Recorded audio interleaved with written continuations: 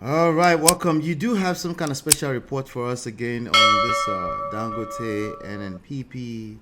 In fact, some one of our NNP, headline today NNPCL. is the NNPCL. Okay, NNPC. It used to be NNPC, correct? That's right.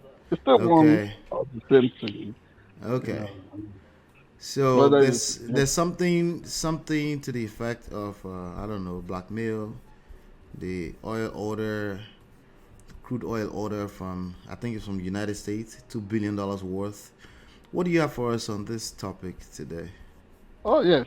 Um, Interestingly, we were able to put our ears to the ground, and let me dig into um, African wisecrack. If you put your ear to the ground, you will be able to hear audibly the footsteps of an ant. You put your ear to the ground, you will know that ants have footsteps, and you would hear the sound. So that is exactly what we have done this past week, and finding out what actually was informing the decision of a Dangote group to import $2 billion worth of crude oil from the United States, while back there along the coast of Nigeria, the huge continental shelf that is known as Niger Delta and offshore, the entire places are washed with petroleum, crude oil. So why would Dangote, with its installed more than 600,000 per day production capacity, would not stop its crude component from Nigeria? And what we find out is shocking, that that is the instinct of Aliko Dangote to um, practice some Darwinian business uh, model. Survival of the fittest, want to swallow up minor competitors and set Mm-hmm. up a monopoly, something that has always been an identity won, like a badge of honor in most of his businesses, whether it is in cement, whether it is in salt, noodles, whatever. The Dangote range of businesses, what they do is to want to stifle monopoly. In advanced economies, that would qualify as antitrust uh, breach. But in Nigeria, these things are not enforced strictly, but the law is against it there. So what NNPC has done from our findings is to make sure that the Petroleum Industry Act is Mm-hmm. upheld and applied to a hilt concerning what Dangote wants. Dangote will want to be given unrestrained advantage in terms of uh, the crude oil um, allocations from the Nigerian oil cartel, NNPC Limited. And that is what they are saying they will not do at NNPCL. They say from our inside sources, and we don't need to bandy names around here. Our interest is not about influence peddling, but people who spoke to us, minding the sensitivity of this issue, would want us to protect their anonymity as well. So, what we find out is that Mr. Dangote wants an overkill of allocation from Nigerian crude resources so that even modular refineries and other competitors in the sector would be at disadvantage. And that is what NNPCL has said would not happen. So, in order to generate and um, arouse public opinion against NNPCL and the Nigerian government, Dangote decided to move offshore and source crude from the United States. Fine, the government in Nigeria and NNPCL its front for handling oil bills do not really look like they will budge. Their attitude is that Dangote will not be given undue advantage or preference over other players in the sector, and God help him wherever he goes, he stores the raw material that would keep his refinery running.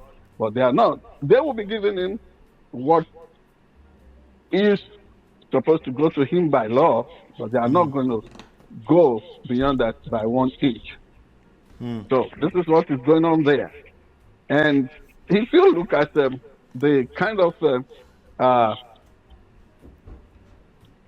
killer instinct, almost behaving like a killer whale in the vast ocean that we know. Hello? Hello? I'm here. Yeah. I'm here. I'm listening, sir. Go ahead. Yeah, that we know is the business environment in Nigeria.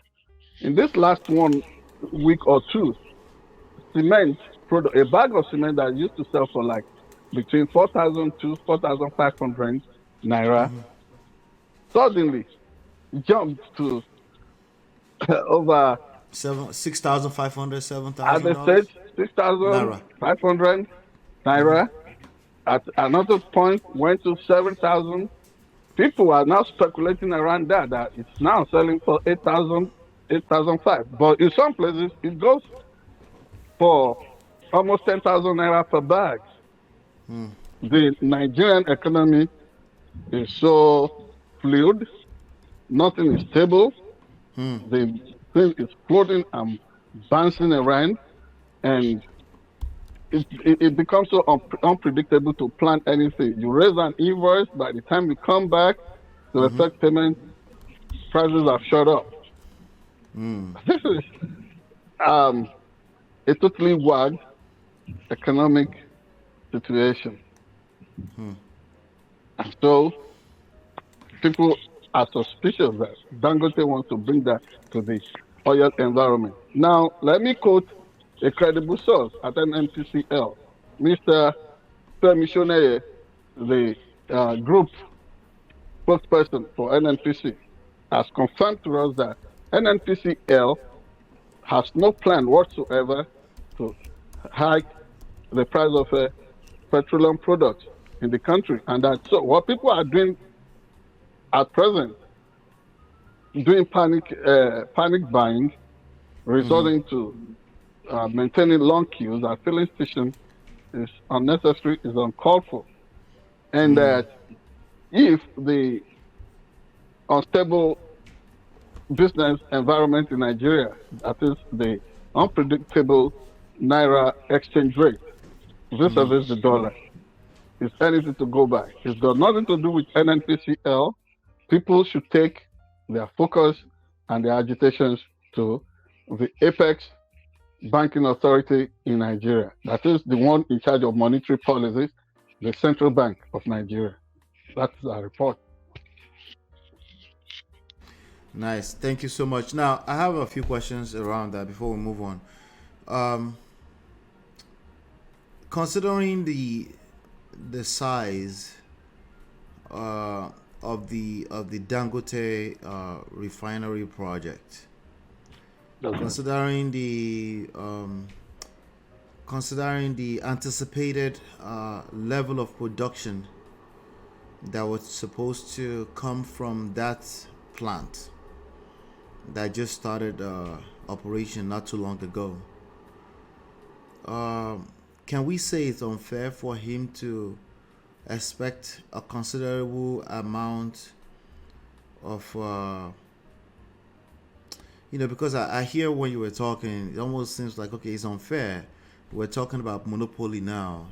Well, when you give somebody the license to plant such a massive project in the middle of Nigeria. I'm not sure how far we can go to talk about it's unfair. Like, of course, it's going to be unfair. That's the way I'm thinking about it, right? Because he is going to need raw material, considerable amount of crude oil. Yes, hopefully from Nigeria, but if it's not possible, potentially from wherever it can come from, as long as it's on this planet and is ethical, right? Where do you place that in this conversation? Well, considering the fact that there have been allegations as to how much uh, leverage Dangote Group enjoyed in terms of sourcing forex and the rate at which the foreign currencies, the dollar component of his operations, at how much uh, was that facility acquired vis-a-vis the exchange rate to the vast majority of Nigerian businesses and the citizens. And then how much of the loan facility, which was considered to have been negotiated with some cloud of non-clarity. So all this put into consideration. One is not trying to apportion blame to Dangote alone. At some point, Dangote Group, without, thinking of trying to stoke an air of monopoly, as that group and the chief executive, that is Mr. Aliko Dangote. Sorry. Let's make sure the microphone cable around your shirt is not scrubbing off of something. Let's just make sure of that. Yeah. All right, Are we go ahead. fine now? As you were talking, it was moving and we could hear scratches. Okay.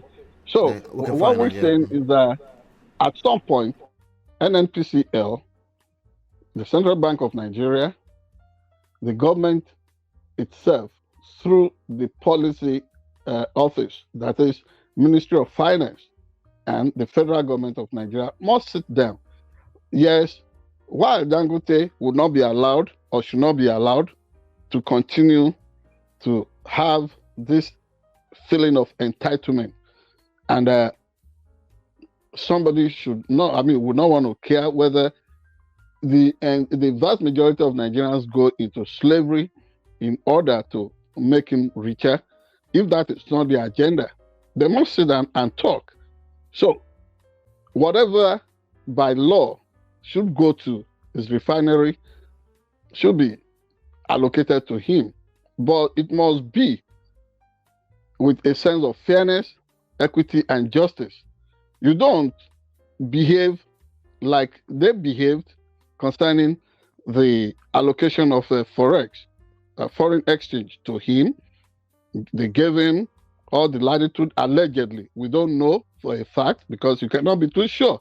But this speculation has been on, and it's been in the public domain, and nobody has denied the fact that Dangote benefited immensely by way of being given generous waiver on how much the money he got exchanged to the naira. So that is the sense to which with which our people must proceed, as they even try to make sure that that facility operates without hitch, because it will be to the glory of Nigeria that this is working. But remember, we have also red flagged the possibility of them not operating according to best practices available internationally in that industry.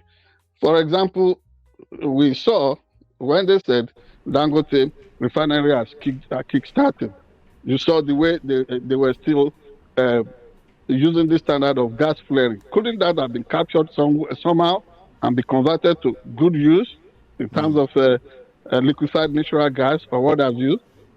You know, you are an engineer. I'm not. I'm just a journalist The optics doesn't really, yeah, the optics does not really look good to see gas being fled into the atmosphere like that. And yeah, that caught in itself and properly trapped and packaged, that would also give Nigeria a couple of millions in terms of foreign exchange. So it goes beyond just looking at it um, on the surface of, oh, would it be fair not to expect him to go elsewhere? It can go everywhere so long it is not going to lead to the kind of unrestrained monopoly he sometimes enjoys in everything he does. That is the point. Absolutely, absolutely. Good point. Good point. Good point. I mean, I'm sure we'll continue to talk about this Dangote refinery business practices. I'm sure we'll continue to talk more about it. But let us know what you think uh, about this conversation around, business practices by the Dangote Group with regards to cement, crude oil, and let us know what your thoughts are. We're curious to know what you're thinking Noodles, about this. spaghetti, salt, everything. Everything, Dangote. everything, sugar. Yeah, yeah. Yeah, He's made sugar. yeah, He's yeah, made everything. And I've even yeah. told them he acquired several acres of land and now grows palm trees. And the focus is not just the chain value of that alone, but making sure that certain vitamins, say vitamin D or whatever, are extracted for pharmaceuticals. And so, I mean, we can't fault him. We need people like Dangote around, but they Right. must operate with humane disposition. That is what we're saying. Absolutely. All right. And if they don't, we have no plans to take our feet off their neck. Oh no. Yeah, we need to apply the squeeze. We need to apply the squeeze until they are ready to um, go by the law, like the rest of us, who they refer to as common people. Awesome. All right. We'll be back in 20 seconds.